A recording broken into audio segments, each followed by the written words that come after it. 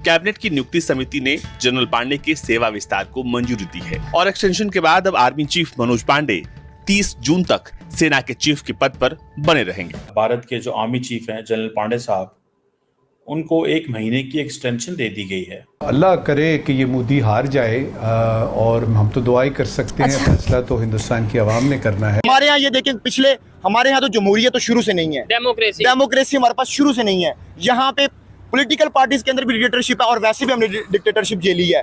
आपके नाम के साथ अगर भुट्टो लगता है तो आप सिंध आपका है, और अगर आपके नाम के साथ मियाँ लगता है तो आप पंजाब के अंदर हुकूमत कर सकते हैं। अरविंद केजरीवाल साहब ने फवाद चौधरी साहब से कहा कि आप अपने मुल्क का ध्यान रखें, अपने मुल्क के अंदर जो है कंसंट्रेट करें, हमारे पीछे ना पड़े। उधर से कोई एक्सीडेंटल क्रूज मिसाइल भी आ जाता है, वो आपकी फजाई हदूद और आपके पानियों में जाके इंटरवीन कर रहे हैं। कोई अभिनंदन इधर से आ जाता है, कोई कुलभूषण यादव इधर से निकल आता है। इस तरह की सूरत हाल थोड़ी कंट्रोल में आएगी। वहां पे फौज इतनी ताकतवर नहीं है कि वो एक्सटेंशन क्लेम कर सके। जब तक पाकिस्तानी कौम इसी तरह जिंदगी गुजारती रहेगी, चुप करके बैठी रहेगी, इनको ऐसे जूते पड़ेंगे। पाकिस्तान में जो एलीट है, पढ़ी लिखी क्लास जिसको आप कहते हैं, जिसमें आपके साफी हैं, लिखारी हैं, ऑथर्स हैं, वो किस कदर डीजेनरेटेड किस्म के लोग हैं मेंटली।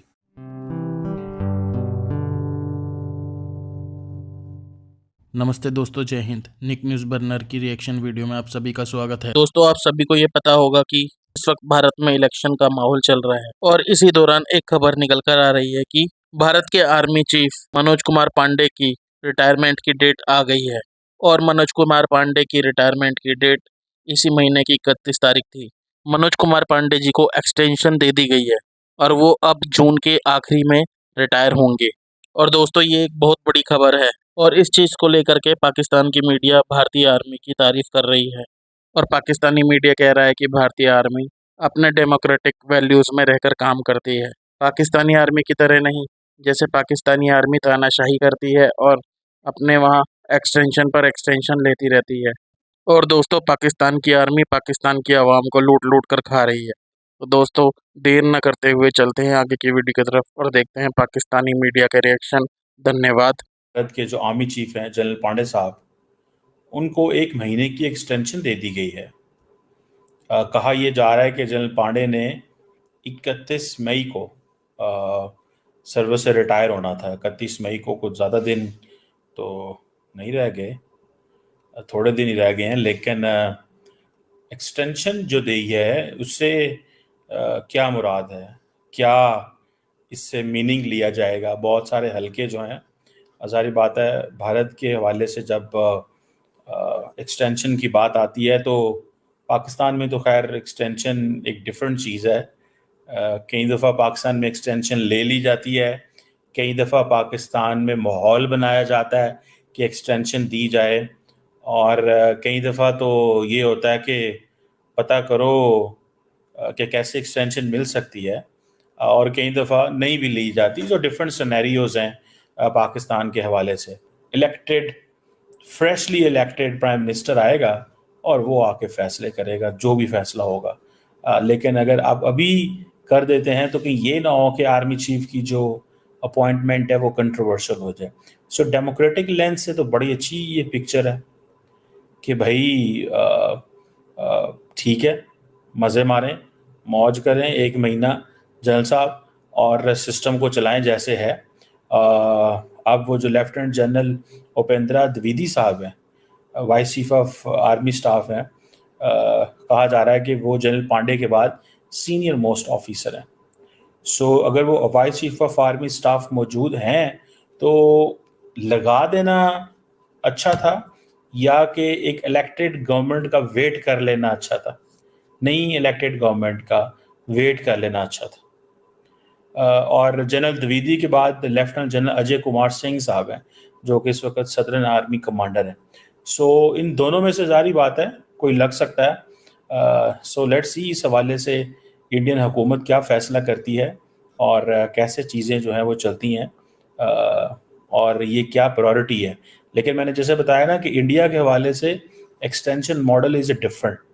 वहाँ पे फ़ौज इतनी ताकतवर नहीं है कि वो एक्सटेंशन क्लेम कर सके। या आर्मी चीफ इतना ताकतवर नहीं है कि एक्सटेंशन क्लेम कर सके। माजी में पाकिस्तान में ऐसी मिसालें ज़रूर मिलती हैं जब इस तरह की सिचुएशन हुई। ठीक है जी। सो ये चीज़ें हमारे सामने मौजूद हैं कि ये जो एक्सटेंशन 1 महीने की दी गई है, ये लार्जली सिर्फ और सिर्फ वो गैप है कि जिसमें एक नई हुकूमत 1 जून को रिजल्ट आ जाएगा। इस दौरान नरेंद्र मोदी के पास अगर वो जीते हैं, फ्रेश मैंडेट आ जाएगा एंड देन फिर मौजे मारें, जिस मर्जी को जो है वो। लेकिन वो जो दोनों ऑफिसर हैं इंडियन आर्मी के, जाहिर बात है वो आर्मी चीफ जो बनना होता है ये एक लाइफ टाइम अपॉर्चुनिटी होती है। सो अब जनरल नरवाने जो थे वो मेरा ख्याल है 30 अप्रैल को रिटायर हुए थे। तो जनरल पांडे जो है उन्होंने थोड़ा ठहर के मेरा ख्याल है चार्ज लिया था। सो दोनों general Dwivedi and general Ajay Kumar Singh obviously top most contender हैं। तो इंडिया के अंदर मेरा ख्याल है यही होता होगा कि ये जो टॉप मोस्ट कंटेंडर हैं उनके नाम जाएंगे आर्मी चीफ के, और प्राइम मिनिस्टर नरेंद्र मोदी उनको चुन लेंगे जो उनको मुनासिब लगेगा कि हाँ जी ये लोग हमें चाहिए या इनके साथ हमें हुकूमत इनको चार्ज देना चाहिए।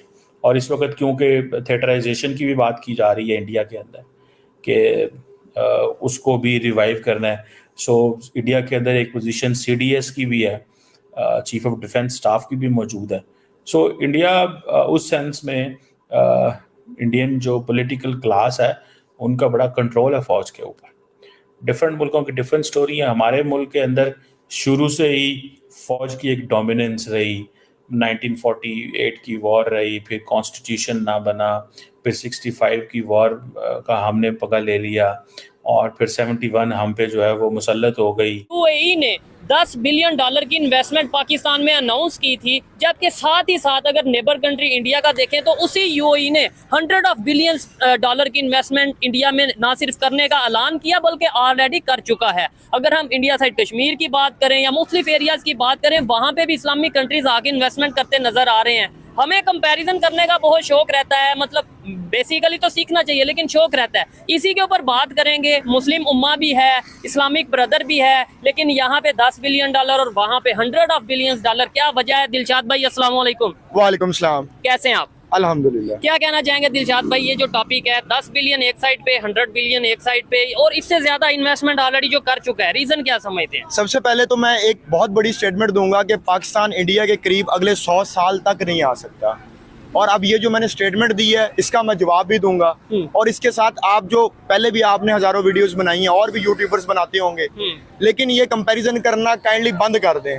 अब ये बात बहुत आगे निकल चुकी हुई है, और ये बात क्यों आगे निकली है ये मैं आपको आगे समझाने की कोशिश करूंगा। ठीक हो गया। 100 साल तक आप कोई कंपैरिजन नहीं कर सकते इंडिया के नहीं दिलशाद भाई, इधर मैं ये कहना चाहूंगा, चले कंपैरिजन 100 साल नहीं, अगर हम 76 साल उनकी एज, मतलब यह कि 76 साल से उन्होंने दोबारा से स्टार्ट किया। वैसे तो हिंदुस्तान बड़ा पुराना है, लेकिन as a India as a country 76 साल, हमें भी 76 साल हुए। अगर हम अगले 76 साल फुल मेहनत करें तो क्या आपको नहीं लगता कहीं ना कहीं मुकाबला हम उनके करीब नहीं आ सकते? क्योंकि अगर देखें, अगर तो हमने लोगों को हमको की जन्नत में रखना है तो वो एक अलग बात है, लेकिन रियलिटी ये है। अब रियलिटी इस तरह क्यों है? अब आप देखेंगे जो रिसेंटली आपने बताया कि UAE ने जो है वो इधर 10 बिलियन का अनाउंस किया और उधर 100 बिलियन, और हमारे यहाँ पे तो सिर्फ अनाउंस हुआ है। अब इसको पता नहीं अमली जमा पहनाया जाता है कि या नहीं पहनाया जाता, क्योंकि उतनी देर तक हो सकता है हमारी हुकूमत ही खत्म हो जाए। दोस्तों अगर आपको हमारी वीडियो पसंद आई है तो प्लीज़ लाइक ज़रूर करें और साथ में शेयर करना ना भूलें। और साथ ही दोस्तों ऐसी ही लेटेस्ट वीडियो देखने के लिए हमारे चैनल को सब्सक्राइब करें, साथ ही बेल का आइकन जरूर दबाएं ताकि सबसे पहले आपको हमारी वीडियो की नोटिफिकेशन मिल सके। धन्यवाद।